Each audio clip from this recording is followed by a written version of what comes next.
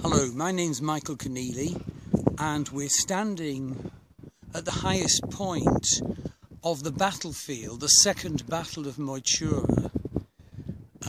It's late in January, so I'm hoping the noise doesn't take my voice away. I'm sheltering one of the great pillars that dot the landscape, and after which it was named in the medieval manuscripts. And the view is breathtaking, the beautiful Conneely looking over Loch Arrow, which is vast, the tombs of Carrickeel, wonderful mountain ranges over towards the Atlantic.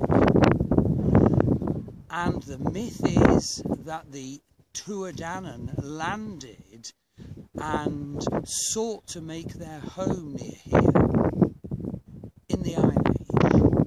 They had lived in Ireland before, but they'd been driven out by the oppression and tyranny of the more elemental and earthy Fomorians, who couldn't understand their specialness and who oppressed them.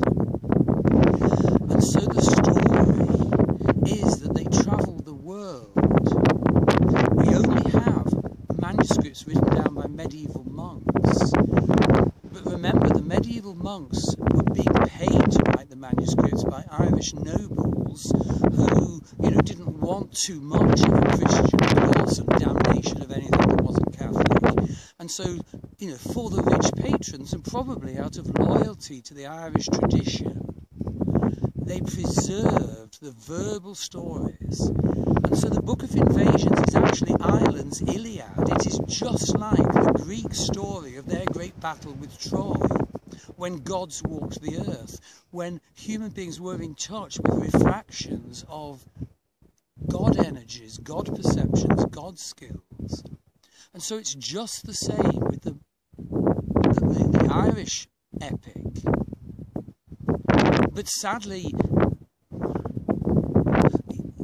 our only connection with it is manuscripts written down by medieval monks, but so much shines through.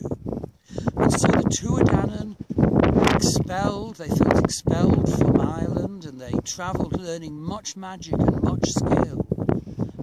They were the people of the goddess Dana. I believe they came from the far east of the Mediterranean, maybe from the Russian steppes area originally, and in the great migrations made their way to the west of Ireland. And indeed, DNA on Bronze Age and Iron Age burial remains support as a fact that Irish DNA comes there. On my mother's side, my Irish DNA includes 25% Balkan, which I think could be the same thing that I'm talking about. So anyway, they returned, and for 30 years they managed to find a place on this sacred earth, amid these sacred earth energies. But increasingly, the Fomorians oppressed them. I won't go into the detail, but the manuscript reveals how even the great god of the Dagda, was reduced to manual work. And so that tells us that we can have special skills, we can have special intuitions, we can sense special energies, we can have all those skills, but we have to stand up and fight for our sovereignty, for our right to use them. And so the myth reveals that the Tuatha were driven down and driven down and driven down by allowing bad leadership, until eventually they revolted. And so here in this place, I think fairly definitely, as the myth records, they met the Fomorians, who were somewhat, loutish, earthy,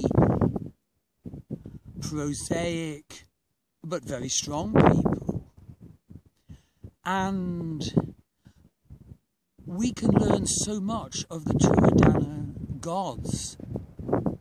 They incarnated, they walked the earth at that time. Rather like in Tibetan Buddhism, we get refractions of Tibetan Buddhist deities incarnating, avatars, if you like. And so we have the wonderful good God, the Dagda, with his cauldron of plenty, a wonderful, giving, strong, warrior, sexual god. And he's paired sovereignty, and we all have to defend our sovereignty. And the myth clearly records that at the river Unshin, which joins Loch Arrow just to the left of me, the two of them mated at Samhain before the great battle, and it was her gift to him that assured the Tuatha victory. There's a great truth in that great mating of, the divine union of masculine and feminine, and what it means in our lives. So the Morrigan isn't just a harridan who wreaks death indiscriminately. She's an ethical goddess of sovereignty, and every time she meets with the doctor, the good god, and their union with the land is restored mythically, each of them standing astride the river which goes into the loch just to my left. But a new god had come into the Tuatha society just before the battle, Lu.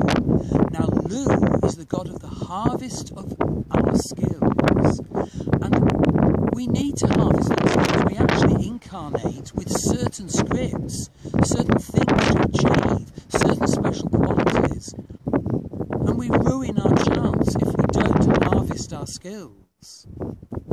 And so he held a great meeting of the Tuatha before the battle, and he said to each of them, "What skill is yours? What will you bring to the great battle against the forces of darkness?"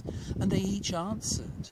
And then they met, and the battle was long and terrible here on this very land. And it culminated when Lu, the new god, met Balor, the leader of the Fomorians, a god of darkness and great power. He had 3 eyes, and his third eye, his central eye, can just deal death wherever he looked. I'm sure you've met people like that.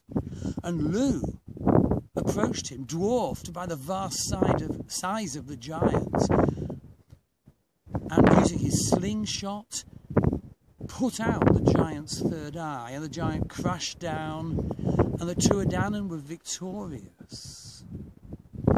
Now, I'm inviting you to join my Druid Forest School courses, where you make personal vision contact with the gods and the goddesses of the Tuatha.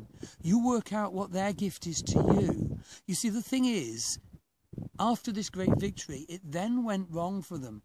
A new wave of humans invaded at the end of the Iron Age, called the Milesians, and the Tuatha felt that their specialness, their special skills, their godlike qualities simply couldn't be appreciated by the mass of humanity.